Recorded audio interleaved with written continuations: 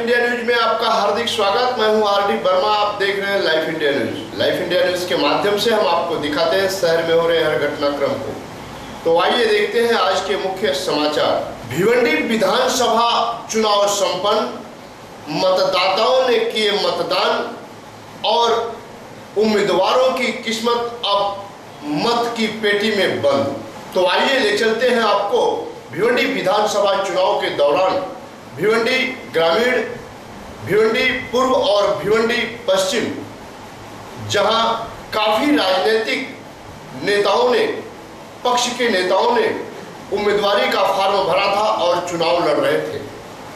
अपने अपने चुनाव चिन्ह को लेकर के गांव में, शहर में और गली गली में चुनाव प्रचार जोर शोर से कर रहे थे और मतदान का दिन आ गया। सारे उम्मीदवार अपने अपने मतदान किए और वहीं पर भिवंडी की पूर्व, पश्चिम और ग्रामीण की जनता ने भी अपना मतदान किया। भिवंडी विधानसभा को लेकर के 330 पोलिंग बूथ बनाए गए थे, जिस पर मतदाताओं ने अपने अपने मत जाकर अपने चुनिंदा उम्मीदवार को दिए। अब लगभग भिवंडी विधानसभा में 51 यानी 51% मतदान हुआ। बड़े शांतिपूर्वक मतदान संपन्न हुआ। मैंने मेरे लिए किया और भिवंडी पश्चिम के भले के लिए मैंने आज ये मैं यहाँ पे उम्मीदवार हूँ और मैं जीत के आने की उम्मीद पूरी 100%। भारी मतों से लोग बाहर आ रहे। मोदी जी के नाम पे विकास चाहते हैं महाराष्ट्र का, तो आज पूरे सूबे से बहुत अच्छा माहौल है और हम बहुत अच्छे वोट से जीत के आए। मिलेगा तो ज़रूर हम लोग 100% आएंगे। तो कम से कम 10 साल हो गए वोटिंग करते, लेकिन हमारा जो विभाग है इधर का मतदान, वो हम लोग आदिवासी है, तो हमको ऐसा नेता मांगता है अभी जो हमारे विभाग का अच्छे तरह से विस्तार करे, उसमें काम हो जाए, ऐसा नेता चुनेंगे, आमदार चुनेंगे हम लोग। पैदा होके 33 साल हो गए, उसमें कुछ भी नहीं, कौन से भी आमदार ने कुछ भी नहीं किया। रशीद ताहिर था, बचपन में सुनते थे, तब से दूसरा आमदार ने कुछ भी नहीं काम किया। तो अभी ऐसा आमदार चुनेंगे जो हमारे एरिया का काम करे। रहो इस तरह से सबको संदेश दे के आगे जा। कई महीने में वोटिंग कौन कर रहा है, कितना हो रहा है, ये बाद में देखते हैं। पहले ऐसा बोलते शांति से चल रहा है ना। मेरे को तो ऐसा लगता है कि शिवसेना जीतेगी। 6 महीने पहले मेरे को ऐसा लगता है कि बीजेपी जीतेगी। जब मैं बीजेपी का काम करता हूँ, अब मैं शिवसेना का काम कर रहा हूँ। कालेरमध्ये जुळूमिळू असं मतदान चाललेलं आहे आणि त्याच्यात केंद्रात सरकार मोदींचं असल्यामुळे मोदींचा सगळ्या राज्यात भरभराटी चाललेली आहे कामांची। त्यामुळे कालेरला सुद्धा त्यांचा उमेदवार शांताराम पाटील यांना भरपूर मतं मिळतील। आपल्याला स्थिर सरकार पाहिजे आणि ते सरकार मोदींनी दिलेलं आहे, ते केंद्रामध्ये दिसते आणि ते राज्यात सुद्धा यावं अशी इच्छा। मेजॉरिटीने जे सरकार येणार असेल त्या सरकारला मतदान करावं असं, जे जर मेजॉरिटीने आला तर ते विकासाचं काम करू शकेल, काहीतरी आपल्या महाराष्ट्राचं नवीन महाराष्ट्र घडवू शकेल। मी एक माजी सरपंच या नात्यानं सांगू इच्छितो की आता पुण्या गावामध्ये कपिल पाटलांनी बरीचशी कामं केलेली आहेत, तालुक्यामध्ये कामं केलेली आहेत। त्यांची कामाची पोचपावती म्हणून आज सकाळी मी बघितली तर आमचे बंजारी समाज देवकृपा सोसायटी वार्ड नंबर 2मधून कमीत कमी आतापर्यंत 400-500 मतदार इथून पावते घेऊन गेलेत आणि मतदान त्यांनी बजावलेलं आहे आणि गावामध्ये चांगल्या प्रकारे प्रतिसाद आम्हाला आहे। आमचा तर दावा आहे की आमचे शांताराम पाटील जे बीजेपीचे उमेदवार 100% निवडून येणारच आहे। अशा प्रकारची पाहिजे की खरोखर राज्यात कोणीतरी काहीतरी केलेलं पाहिजे, की असा नेता पाहिजे मुख्यमंत्री आपल्याला की जो स्वतःचा निर्णय स्वतः घेऊ शकतो, की इतरांनी चालवलेल्या देशातील राजकारण नको आहे आपल्याला। महाराष्ट्रासाठी करणारा कोणतरी माणूस पाहिजे, हीच आपली सर्वांची इच्छा आहे आणि सर्वांनी मतदान केलं पाहिजे। जय हिंद, जय महाराष्ट्र, जय मेनेस। 7 वाजल्यापासून मतदान चालू झाल्यापासून गावामध्ये एकदम शांततेचं वातावरण आतापर्यंत आहे आणि सर्व गावकरी बंधू भगिनी सर्व मतदानासाठी एकदम घराघरातून उतरलेले आहेत आणि लोकांचं मत असं आहे की वोटिंग केल्यानंतर काहीतरी आपल्या गावासाठी आपल्या तालुक्यासाठी काहीतरी MLAचा आमदार निवडून येऊन काहीतरी करतील अशी आशा व्यक्त करतो. दापोडा गावामध्ये संपूर्ण गावामध्ये उत्साहाचं वातावरण आहे. सगळे मतदार येऊन वोटिंग करत आहेत आणि प्रत्येकजण हे आपला जो उमेदवार आहे त्याच्यासाठी प्रयत्नशील आहेत. आमचा जो आहे जो गट आहे तो आमचा गट आहे विकासाला मानणारा आहे, विकासाचं राजकारण करणारा, समाजकारण करणारा असा गट आहे. आणि जे देशाचे विकासाचे धोरण चालू आहे पूर्ण देशामध्ये नरेंद्र मोदींच्या मार्गदर्शनाखाली तेच धोरण आम्ही राज्यात राबवणार आहोत आणि राज्यामध्ये सुद्धा BJPचं सरकार कसं व्हावं याचा प्रयत्न करतो. मोदीजींची लाट आहे. तर आम्ही गावामध्ये सर्व शांततेत आमचं मतदान चालू आहे आणि सबका साथ सबका विकास या घोषवाक्याने आम्ही विकासाच्या मुद्द्यावर मतदान गावामध्ये करीत आहोत आणि शांततेत आम्हाला सर्व लोकांना गावात देशाचा राज्याचा विकास झाला पाहिजे या मुद्द्यावर आम्ही सर्वजण मतदान करत आहोत. आमचा उमेदवार आहे शांताराम तुकाराम मोरे. त्यांना आम्ही दापोडे गावामधून भरघोस मताने विजय करणार आहेत. दापोडे गावामधून जेमतेम 80% वोटिंग शांताराम मोरे यांना पडणार आहे. महाराष्ट्रामध्ये भगवा फडकला पाहिजे आणि आमचे साहेब मुख्यमंत्री झालेच पाहिजेत आणि एकदम चांगला आहे.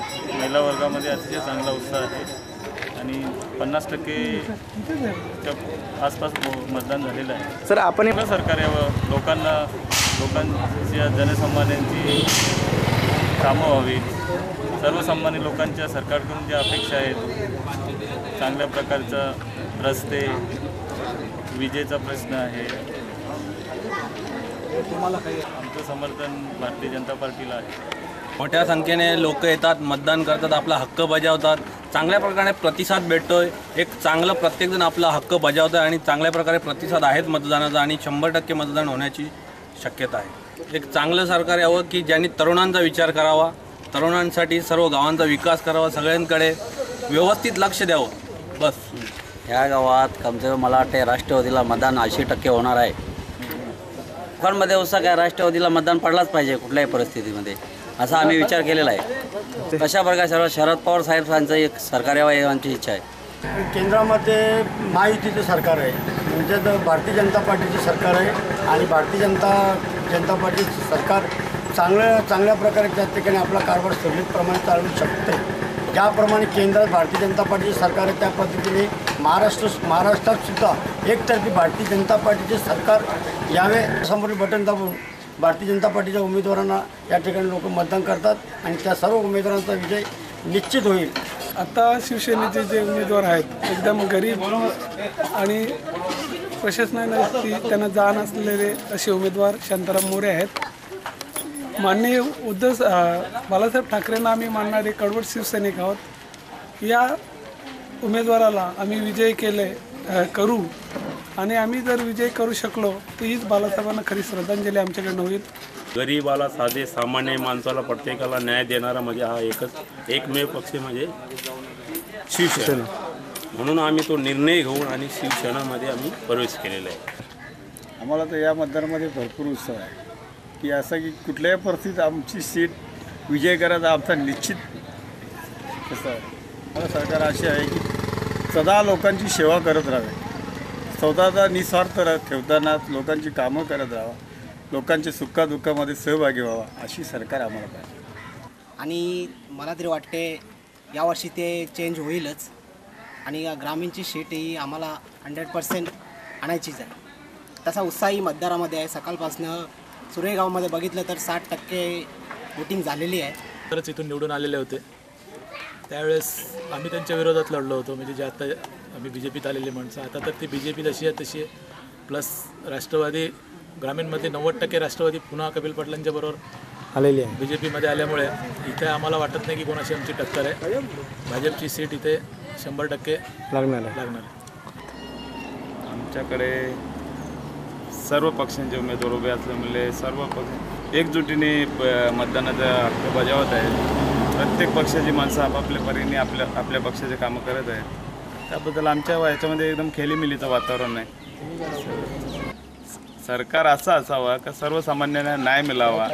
माझ्या गावामध्ये एकदम सुरळीतपणे व्यवस्थितपणे कुठल्याही प्रकारचं वाद तंटा नाही, काही नाही.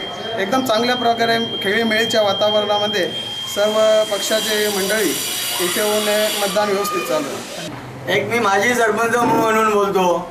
आमचे शाखा प्रमुख आहेत, माझे मित्रपरिवार आहेत. शासन असा हवा या महाराष्ट्राला, परराष्ट्रातून येऊन या महाराष्ट्रावर कोणी सत्ता गाजवू नये. कारण या महाराष्ट्राचा नेता फक्त महाराष्ट्राचा असावा आणि ते एकमेव ज्यांनी महाराष्ट्रासाठी रक्त आटवलेलं, रक्त घटवलेलं आहे, रक्तदान दुसऱ्याला केलेलं आहे, रक्त सांडवलेलं आहे, त्याचं सरकार येणार म्हणजे येणार. आतापर्यंतची परिस्थिती अशी होती की महाराष्ट्रामध्ये BJP आणि शिवसेना यांची युती होती आणि शिवसेनेच्या जीवावरच आजपर्यंत BJPचं सरकार चालवत होतं.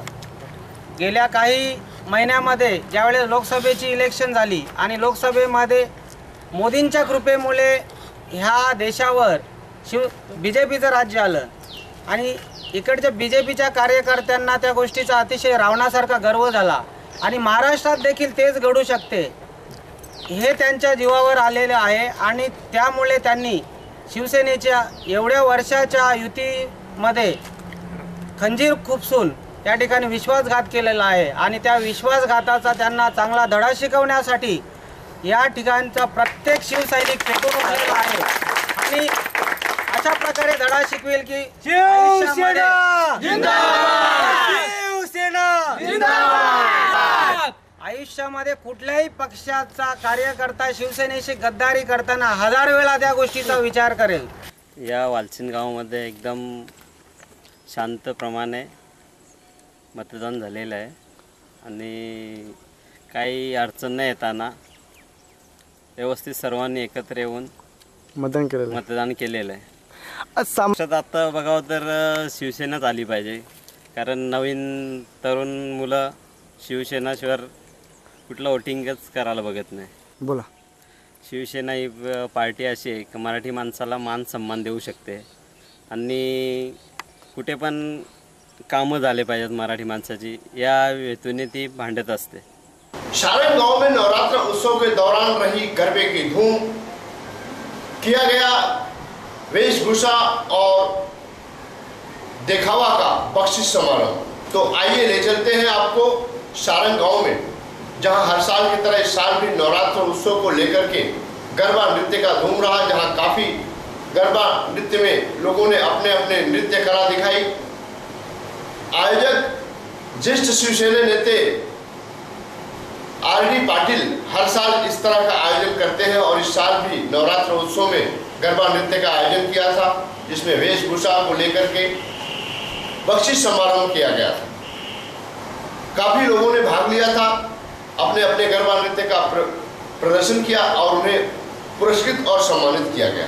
जानकारी देते हुए आयोजक शिवसेना के ज्येष्ठ नेते RD पाटिल ने कहा कि इस साल विधानसभा के चुनाव में शिवसेना महाराष्ट्र में सरकार कायम करेगी.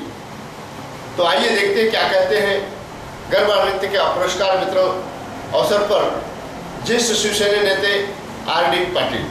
तसेच शिवसेनेचे 145 सीट आले तर जो मुख्यमंत्री शिवसेनेचा झाला तर आमच्या दुर्गा मातेच्या दर्शनासाठी आम्ही त्यांना आमंत्रण करू.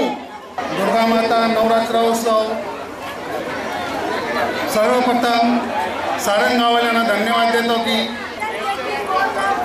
आणि तसेच दुर्गा माता जे आपण साजरा करतो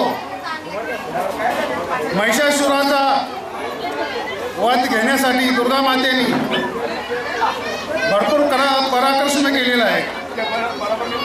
कोल्हापूरची महालक्ष्मी देवी, वणीची सप्तसुंदा देवी, कारल्याची एकविरा देवी, कल्याणची दुर्गा माता, वेल्याची वेणू माता, वलची शेणू माता आणि वचसाची कालिका माता असे महिषासूर राक्षसाचा आणि दुर्गामातेचा 7 दिवस युद्ध चालला होता. त्या युद्धात महिषासूर राक्षसाचा दुर्गामातेने वध घेतला आणि तोपासून आपण दुर्गामाता मांडतो आणि नवरात्र उत्सव करतो. 9 दिवस आम्ही जे उत्सव करतो आणि लहान मुलं आणि मोठे मुलं त्यांना आम्ही TV बक्षीस आणि मोबाईल तसेच ट्रॉफ्या इतर बक्षिसी आणि रोख रक्कम देतो. एवढे 2 शब्द बोलून माझे जय हिंद जय महाराष्ट्र. आज के लिए बस इतना ही. कल फिर मिलेंगे इसी वक्त इसी चैनल पर. तब तक के लिए इजाजत दीजिए. धन्यवाद. नमस्कार.